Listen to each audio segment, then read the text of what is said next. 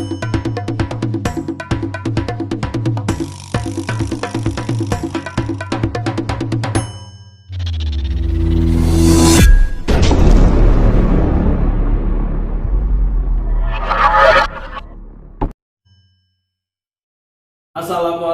warahmatullahi taala wabarakatuh.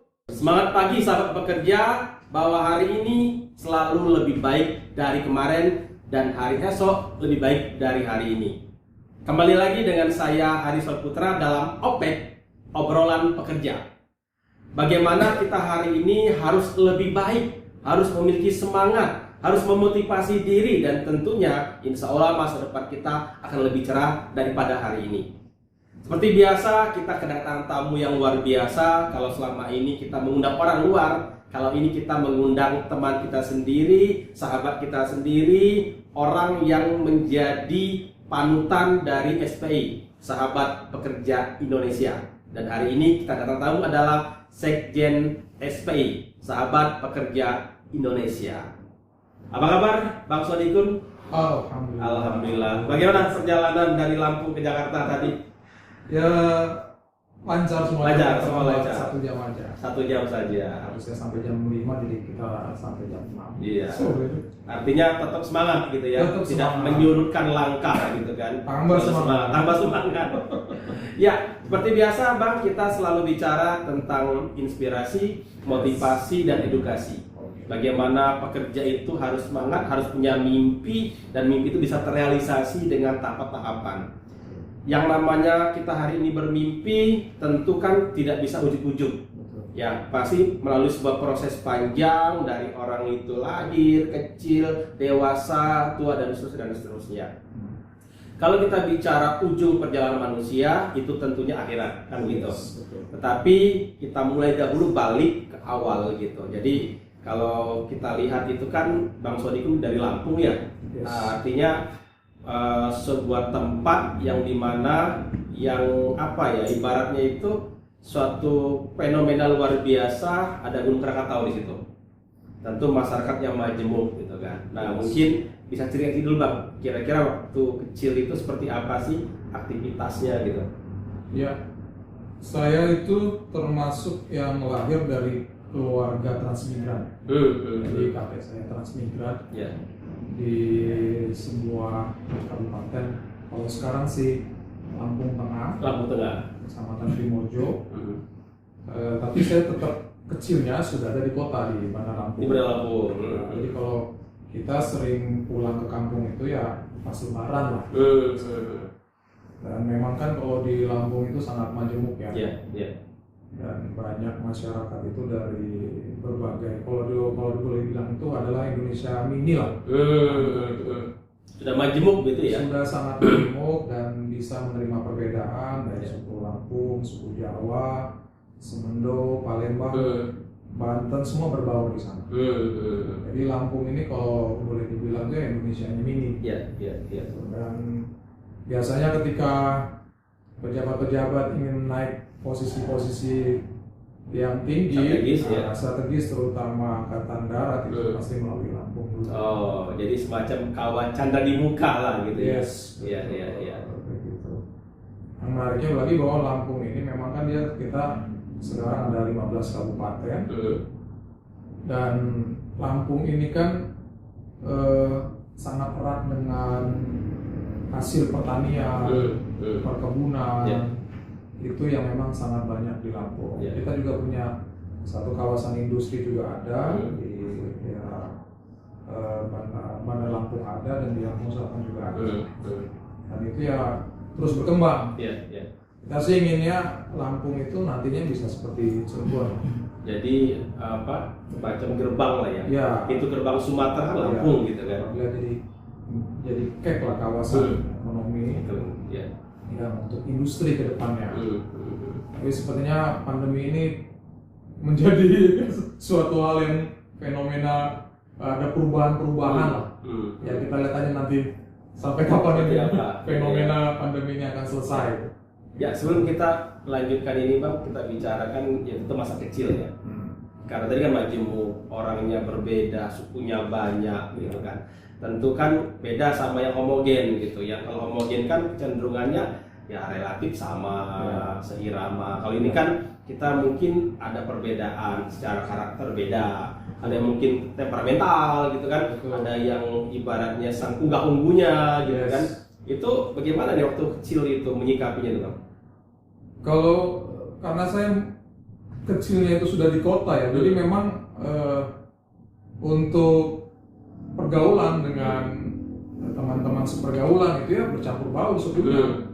Ada suku Banten, ada suku Lampung. Jadi memang kita itu dari kecil sudah terbiasa dengan perbedaan.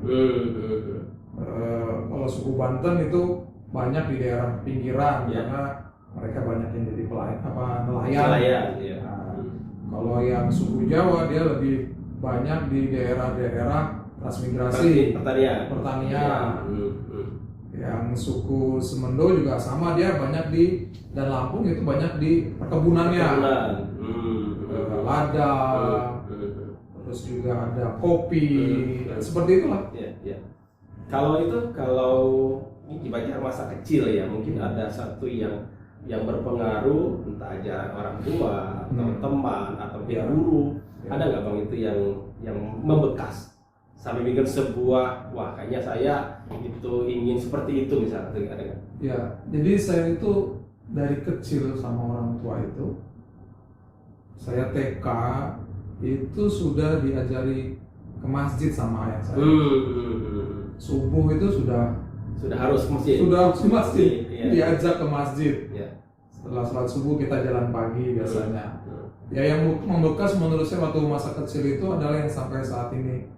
Itu adalah kita tuh harus punya spirit, semangat dalam langkah kita, dalam hidup kita itu ya nggak boleh melupakan Allah lah. Iya. Itu yang menurut saya sih salah satu yang paling berkesan. Dan memang dulu kami waktu kecil itu juga karena memang masih banyak daerah rawa di belakang rumah itu, ya kami juga sering main ke rawa. Masa kecil itu memang benar-benar puas lah. Ya main layangan, main kelereng, main gobak sodor di tengah malam bulan purnama. Jadi memang kita itu benar-benar merasakan masa kecil itu benar-benar nikmat lah. Puas. Berarti bukan LKKB ya, masa gitu, tapi ini masanya justru bahagia gitu ya. Dimana bahagianya itu bisa main, tapi tetap ada sisi keyakinan. Ini yang diajar oleh orang tua gitu. Betul. Ya. Yang ini terus membekas dan akhirnya bisa menjadi value. Kalau bicara value, apa Bang yang waktu kecil itu value yang tadi kan bicara keyakinan. Tentu kan keyakinan itu nggak cuma sekedar yakin saja, tapi kan ada habit, ada mungkin juga karakter yang orang tua ajar itu seperti apa tuh? Saya tuh waktu kecil itu termasuk orang yang suka olahraga, lari ya. Jadi kalau dalam pelajaran lari itu kan lari maraton itu, kita itu selalu nafasnya harus panjang. Nah dalam sebuah perjuangan itu kan pasti dengan penuh liku-liku di tengah jalan. Jadi saya selalu fokus dengan tujuan dan selalu berusaha untuk menjadi yang pertama. Jadi waktu SD itu kan ada lomba lari, itu saya selalu berhasil di itu. SMP itu kalau dulu kan ada ulang tahun kemerdekaan Indonesia zaman Soeharto itu, kita ada 17-an itu ada 17, 8, 45. Itu 17 jalan, 8 lari, 45 kilo itu jalan dari malam sampai pagi. Itu kita lakukan tuh dari Pring Sewu ke Bandar Lampung. Napak tilas kayak gitu. Napak tilas. Jadi memang dulu itu ya termasuk zaman Soeharto itu nilai-nilai Pancasila itu memang benar-benar diterapkan. Nataran gitu kan, itu benar-benar nasionalisme kita itu terbangun.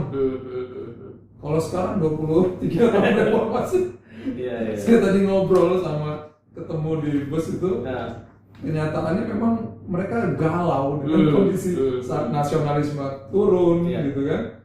Jadi ini yang menjadi hal yang harus nanti ke depannya harus kita perbaiki lah. Ya. Seperti itu. Jadi sebenarnya kalau orang hari ini teriak Pancasila, Bhinneka Tunggal Ika, sebetulnya kita pun sudah dari kecil sudah diajarkan ideologi seperti itu. Betul. Cuma memang ya inilah bedanya, yang satu itu update status, sekedar update status, kalau kita ngalamin, ngelakuin.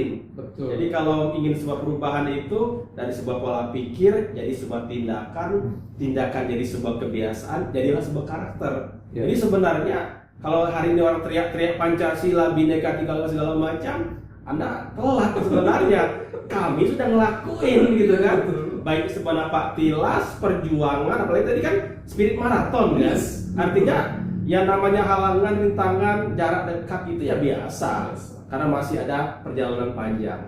Baik, ini hal yang luar biasa. Kita dapat satu inspirasi sahabat pekerja, bahwasanya untuk bisa mencapai mimpi itu bukan dengan sprint, tapi dengan cara maraton. Dengan maratonlah kita akan menghadapi tantangan, rintangan itu dengan tersenyum. Kenapa? Kita tahu ujungnya. Kalaupun hari ini kita terjatuh, kita bangkit lagi, terjatuh lagi, dan seterusnya, kita tetap punya mimpi. Ya, jangan kemana-mana, sahabat kerja. Ini masih panjang obrolan kita. Kita rehat sejenak.